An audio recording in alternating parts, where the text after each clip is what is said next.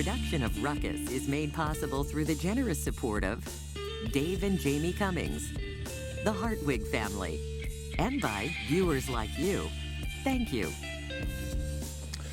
Welcome to Ruckus, our weekly food for thought fight over the news of the day and the trends of the times. I'm Mike Shannon. The Ruckettes join me shortly. And our topics this week: Kansas Cityans will soon decide whether to raise their taxes. The state Supreme Court may have already made that decision for Kansans, and deciding how the president is doing in the first 100 days, plus roast and toast. But we start with our Newsmaker segment and talk with a state representative from the Kansas City area about some of the key issues in the Missouri legislature, Democrat Brandon Ellington, who represents the 22nd District. Mr. Ellington first took office following a special election in 2011. We'll ask him about the Democratic agenda for the session and the likelihood of its success in a GOP-dominated state capital. Mr. Ellington, welcome to Ruckus. Thank you for coming in, sir. Now, how you doing today? I'm fine, thank you. Is it tough being a Democrat in Jefferson City where all of the levers of power are controlled by Republicans? I would say it's tough if you're a partisan Democrat. If you're 100% partisan, 100% ideology locked in. Sorry, messed that word up.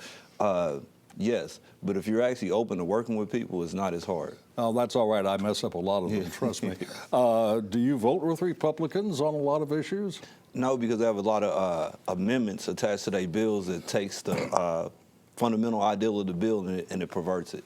So I actually work with a lot of Republicans on certain legislation that I think is beneficial. As far as voting on the floor, typically I end up voting no, and that's a lot of amendments that's actually placed. Let us reverse the situation. Let us say, hypothetically, Democrats control both houses of the Missouri legislature and a Democrat was governor. What issues would we be talking about today?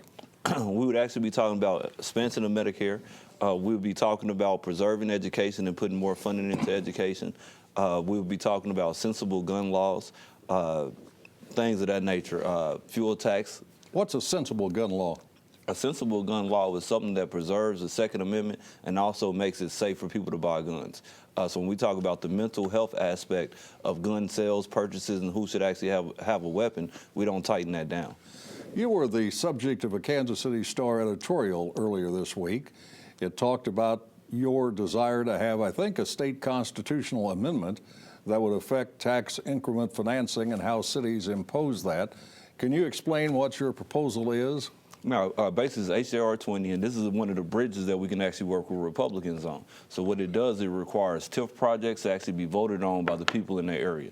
It was an amendment. Like throughout the city or just the area affected? Well, the area affected was an amendment placed on it in committee, which would lock it down to the school district boundaries. So it'd be the people that lives inside of those boundaries where the TIF project is presented. Do you think it has any chance of surviving? Yes, I do. We had a hearing on it the week before last. Then the following week, it was voted out of committee, and I'm expecting it to be on the floor within the next 2 weeks. Wouldn't it be costly for the city to have to run those elections every time it had a TIF plan? Well, it's actually costly for the city right now to have, or the citizens to have TIF projects that doesn't bring any type of intrinsic benefit to the citizens. So yes, it's costly currently, and it would be costly with election. The difference would be they would have to utilize a strategic plan. Tony's Kansas City website has a note that he says is from your social media about the upcoming April 4th election for infrastructure bonds. Let me read you the quote, and you tell me if it's accurate. Taxation without dedicated appropriations is madness. It's 100% accurate. Well, what do you mean? You should never have taxation without any type of dedication or knowing where the project is going to be. So if we look at the language in the gold bond, the language in the gold bond is extremely vague. In particular, when we talk about the usage of gold bonds and how we can actually increase taxes to pay off gold bonds by the language that is drafted when it comes to a gold bond type of legislation. So again, when we have projects in the city that's supposed to have infrastructure repair, we should know what infrastructure is going to be repaired. Even if we're talking. Do you think there's a lack of specificity in the bond issues? Yes. Do you hope they all fail? Yeah, I'm voting on every tax issue that's on the ballot. Okay. One final question. We learned a few days ago that Kansas City Police Chief Darrell Forte is retiring. And that always raises the question when we talk about the police of state control. Kansas City remains, I think, the only significantly large city in America where the police department is controlled by the state which you represent, and the city. Do you want it to remain that way? Looking at St. Louis, I would say yes. So when St. Louis got local control, we've seen a breakdown in police practices. When we talk about Kansas City actually has more local control than what our council and our mayor like to admit. The mayor sits on the police board. When you talk about the police board, they're actually submitted by the governor. This is where your senators come in play. So you actually have a semblance of local control when you have a mayor sitting on the police board. The police board is supposed to be responsible for policy and procedures. We don't do policies and procedures at the state, nor do we do any line items for the police department at the state. So the budget is contained in the city, and the policies and procedures are contained in the city. So if the city actually wants to improve their policing, the city can do that currently. All right, sir, got to stop it there. Thank you. That is Missouri State Representative Brandon Ellington. Now, let's meet the panel and start a ruckus.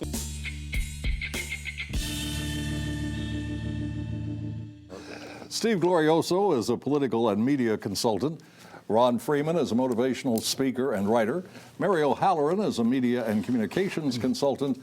And Patrick Tuohy is field manager of the Show Me Institute, a libertarian think tank. Thanks to all of you for coming in. We've been off for a few weeks. There's a lot to talk about.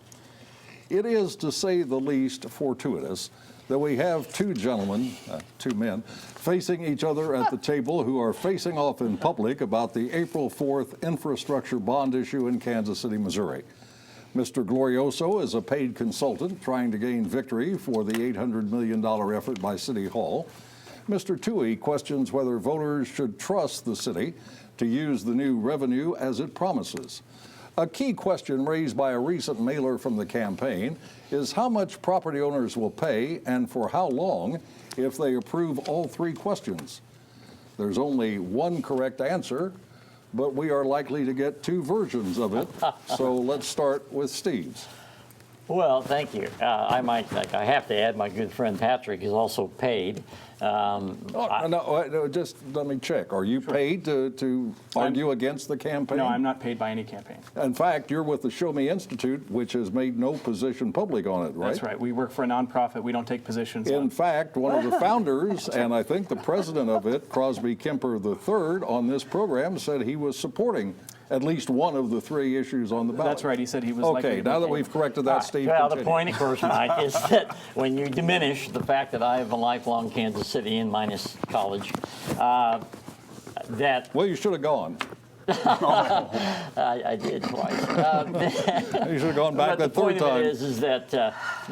is that my dedication to my hometown would lead me to support these vigorously, regardless. The impact for an average homeowner, and I hope we get to talk about the need too, not the tax, just the tax, is 0.3% increase on your property tax bill. Remember, if you own a house, the typical house in Kansas City, $140,000 and a $15,000 car, and then you can extrapolate from there. The increase, your tax bill is probably around $2,400 a year, total tax, all the taxes, schools, county, et cetera. So this increase is 0.3%. We can get in the weeds of what the dollar amount might be. The dollar amount will change based on the value of your home, but the percentage increase is 0.3. So it's very modest for things that even the critics believe we have to fix in Kansas City. All right, Patrick, the flyer that I mentioned in the introduction said it would cost $8 a year. In fact, we were later told it would cost $100 a year. That's quite a variance, is it not? Well, it is. I think maybe the campaign was trying to be clever by half and talking about how this was going to be such a deal.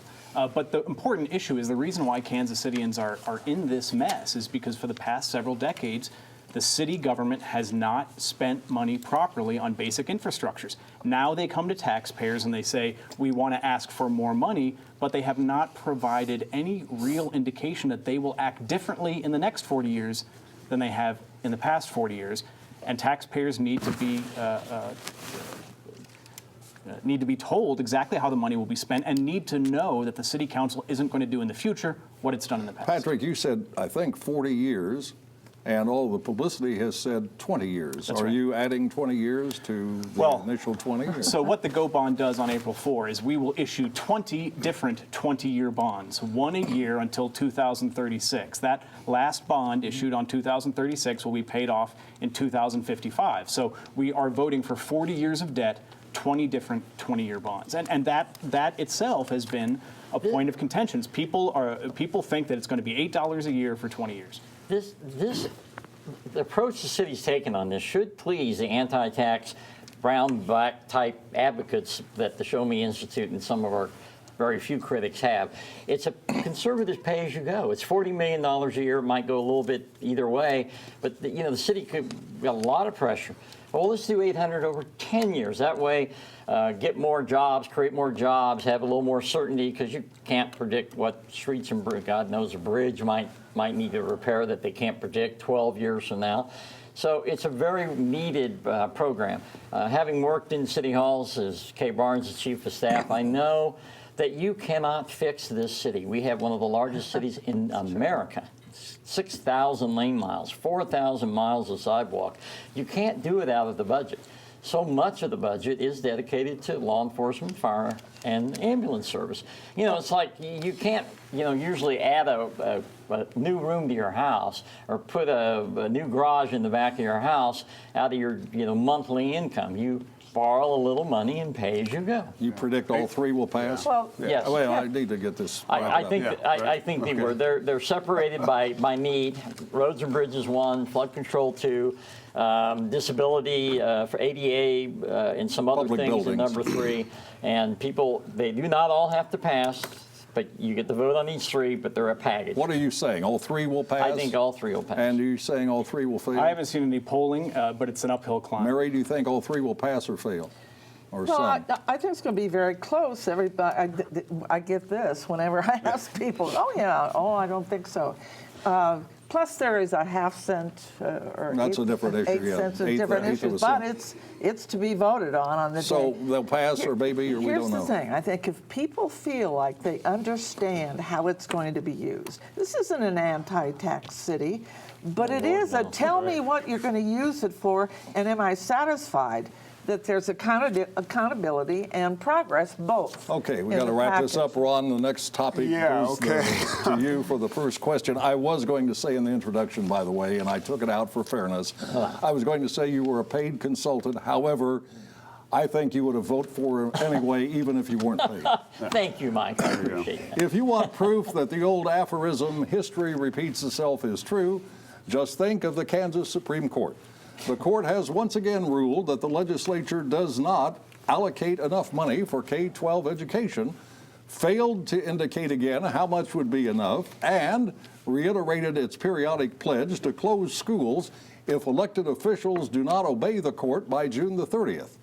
While dealing with this, the legislature is still trying to find money to staunch its $300 million budget deficit for the fiscal year. Analysts say it's too late for a tax increase to have any impact this year. So what choices remain? And Ron, it would be a nice opportunity for you to say something. Well, there you go. Thanks. Well, first of all, I would like to say that $800 million over 20 years, over 40 years plus interest is a lot of money, and Kansas City's going to vote no. Just want to get that out there. When you think about Kansas, I mean, obviously there's a lot going on there right now, and there are no short, quick answers to resolve this stuff. And so everything's on the table. You've got to look at whether it's going to be a flat tax, or it's going to be tax increases on corporations, or it's a tax increase on individuals. They've got to find some solutions. The thing that I find perplexing is the court's ruling again regarding funding, because it's driven by the notion that, I mean, how do you get, again, another $800 million deal? We're going to invest money into a situation. We're claiming that the reason math scores and reading are down is we don't fund it enough. And then you go back and look at just a few years ago in Kansas City and how much money we put in there, and it didn't improve. Well, let me ask you a question that has Sure. bothered me for a long time. How can the legislature possibly know how much money they need to allocate to meet the constitutional requirement the court says exists when the court won't give them any clue? It's torturous. Or anybody else Yeah, give them any it's- clue. it's- And yeah. then if they fail, then the schools will close allegedly by June the 30th. Right. Well, that. And at the end of the Well, that's and true, at the Larry. end of the day, What's spending the money incorrect? won't change the What's problem. incorrect about that I'm not saying assessment? you're incorrect. I'm just Okay. saying that that's not really, nobody at all thinks that we're going to reach a point where June 30th comes around. They don't have a plan. Well, that's what the court has and pass threatened. it. The court's Well, bullying of course, it. they That's have what to it comes set a to. deadline. If they didn't set a deadline, How this much group of money? people- How much money should the schools get statewide? What's the Deadlines figure? are important. What's the Mike, and figure? the court was right. What is the total figure? Well, 4 billion? well, 8 billion? They know exactly No, what they how do need they to know? do. They need to turn around the block grant program, which is the Brownback approach to financing, that the courts just flat out, everybody knows it's unconstitutional, and they said so, and they said, look, go back to a system, to funding. But before the block grant, the court found the previous system was unconstitutional as well. Well, no, they didn't. Yeah, they No, did. no, wait a minute. No, Yeah, they yeah, didn't. they did. But just a I minute. gotta move on. They said there wasn't enough financing. They didn't Well, say there was lack of money. No, the So- Same formula was complaint. fine. Patrick. Well, Back to you the and fun- Ron have hit on the exact problem, which is we don't know in this country how much it costs to educate a student. In Kansas City, the average expenditure per pupil is higher than what it is in the state of Kansas. Nobody argues that kids in the Kansas City School District are getting a better education than they're getting in Kansas. There are school districts around the country that have been waging this funding war for 40 years. We don't know how much it costs, but the school districts and the teachers' unions always want more. It's always more. And the way the system is set up is so vaguely worded that it invites lawsuits, it invites contentions. Kansas is not alone in this. Steve, what do you think about something I think Woody has mentioned from time to time on this program? He says Missouri has a law that says so much of the state's income must be dedicated to schools, and that works. Would you like to see something like that in Kansas? Yes, even though, I think Kansas is doing a good job of ruining their schools, which mean more people come back on my side of the state line as our schools are getting To better. get increased taxes, either place you go. Well, Mike, the actual amount of dollars behind every student is down about $300 per student since Brownback been off. You can't go that direction. You have to at least go back to where it was when the court first decided on this. And that'd be fine with me. And they are going to look at the old formula. The old formula was only a year and a half ago that was still in place.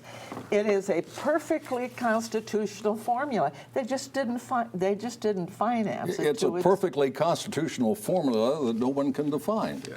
Oh, I can Well, what define is it. It won't change the More. quality of education. No, I'm talking about the formula that was been in place for 15 years in the state. The formula How much was does each student need then under that formula? How much would satisfy the court? Enough, thank you. The amount is close to $5,000 up per And what is pupil. it now, about 3,900? And it needs to no, no. focus on the kids, Ron, that the court said are not being served. And that's what's unconstitutional. Minority students and poor kids are not getting what they deserve. All right, we But have the to money stop there. won't change the situation. Oh, That's yes, the it problem. will. Again, we have to stop there. It seems safe to assume that the U.S. is polarized, given the number of polls that are taken every day. The most frequent ones, and those on which we will focus, deal with President Trump. Most show his approval rating somewhere in the low to mid 40s, with disapproval numbers in the 50s, and they do vary from day to day. A recent Fox News poll showed Trump underwater with only 43% approval, 51% disapproval. Rasmussen a few days ago showed it at 48-52. About a week ago, the Morning Consult political poll gave Trump an approval number of 52%. But we don't need polls. We have the Rockettes. Let's start with this question. What letter grade from A to F would you assign to the president thus far, and why? And let's start that discussion with Mary. Well, Mike, I thought very seriously about your question. A, B, C, D, or F. Well, and I did land on F. However, I adapted that last night thinking about this fairly. That D minus would be, it's just how to grade him it's just impossible because no president has ever been this unpopular at this stage of his presidency. No president has had a higher disapproval rating than he currently has. And I find that very unsettling. I'm not happy about it, even though I am a Democrat. I find his behavior shocking. day after day after day. Yesterday, the Wall Street Journal, I kind of I've got think, that. I'm going to mention that toward the end of the okay, segment. let me just discuss it with you. The Wall Street Journal statement that the president is engaged in lie after lie after lie, and if he does not start to respect the truth, then he's in real danger All right. of having a fake presidency. Now that you brought up wow. the statement I was going to read at the end of the segment, let's Well, put it on the it's a good screen now. statement. Thank you. Let me put it on the screen. This is from the beginning, and the end is not the whole thing, and this is long enough. If President Trump announces that North Korea launched a missile that landed within 100 miles of Hawaii, would most Americans believe him? Would the rest of the world? We're not sure, which speaks to the damage that Mr. Trump is doing to his presidency with his seemingly endless stream of exaggerations, evidence-free accusations, implausible denials, and other falsehoods. 2 months into his presidency, Gallup has Mr. Trump's approval rating at 39%. No doubt Mr. Trump considers that fake news. But if he doesn't show more respect for the truth, most Americans may conclude he's a fake president. I think God, I read that's- that well, didn't I? It sounds like a radio newscaster. All right, now that I've done that, Mary, we're going to move to Patrick. Well, with apologies for the newlywed game, I wrote Mary gives Trump an F. I don't think that surprises No, anybody D at home minus, watching. actually, D minus. I think, look, I would score Trump at probably a C, C plus. He talks far too much, but he's getting his work done. All right, Steve. Oh, Lord. No, it's Mike. Just call me. No, I know. You know, Where it to took start? 6.5 years to figure out the Republican Richard Nixon was a paranoid, schizophrenic crook. It's taken the American people 6 weeks to figure out Trump is a paranoid, schizophrenic, lying crook.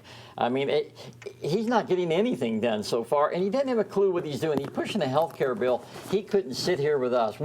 All of us know more what's in that bill than he does. All he cares about is winning and losing. The losing is hurting. the losing is hurting the millions of country. people. Is it a hard question to get somebody to answer the question that I sent you a note F. about and said, all right, F. All right. And Ron. F minus, how's that? I'm going to give him a B, and I'll tell you why. Number one, you look at Flint, Michigan, that's had a decade-long battle with water. He's fixing that and addressing that problem. Jobs, he's already saved jobs. Economy trending upwards. Okay, these are good things for a president to do. Borders are being addressed. And you got to give him time. You know what? He's got style issues, huge style issues, and he'll fix them. He'll work those things out. In my most- thoughtful note to all the panelists, I said, if you give the president a bad grade, please be prepared to say something that is positive. I will. Something good. I will say so. And Be vice glad to versa. start So with what that. is something good about Well, as you know, President I Trump's? work in the field of preparing candidates to speak and to give good speeches. And I think that his, it wasn't a State of Union, but his address to the Congress was not only okay, had he not been engaged in the most nefarious attack on Barack Obama and the FBI statement from Comey following in a few days, it would have been historic. So he gave a and good it would speech. live- Is that it that's was an excellent all right, speech for Patrick, him. what's something bad about Trump? He needs to put away his cell phone and stay off of Twitter and focus on being more of a statesman. Quickly, something good if you can find anything. Yeah, well, I can't find much, but the things he says about he Neil might, Gorsuch? the things he says he might do, for example,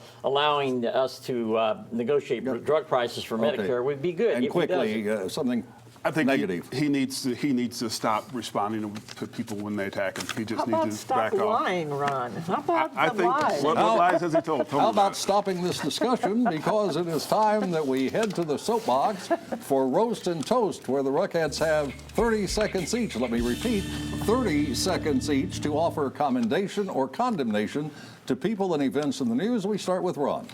Mike, I'd like to toast Eric Hosmer and Team USA for winning the World Baseball Championship and doing something positive and making Kansas City very proud one more time. All right, Mary. Oh, that's great. I have to roast Sam Brownback on his way out of the state. Apparently, he's going to Rome to join Pope Francis and the others. The irony of governor of you're going to Rome as an ambassador of the United States for humanitarian food distribution around the world is amazing.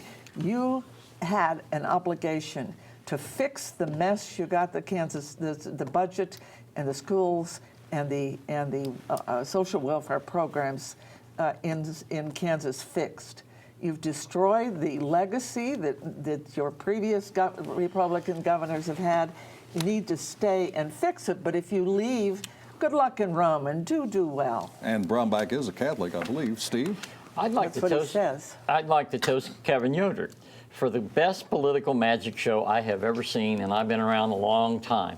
This is a guy who walks around his district smiling, acting like he might be just slightly left of the far alt-right, but when he goes back to Washington with his buddies, he's an extremist of the worst kind. His district actually went for Hillary Clinton over Trump. There's only 20 Republican districts in the country. He's going to support, evidently, a health care bill. They used to joke about death panels. That bill has death squads. It will kill people. You know, and the people in that district who are going to lose their health care, not be able to get proper care, and suffer for it, keep reminding yourself, you know, Yoder can be beat. Okay, Patrick.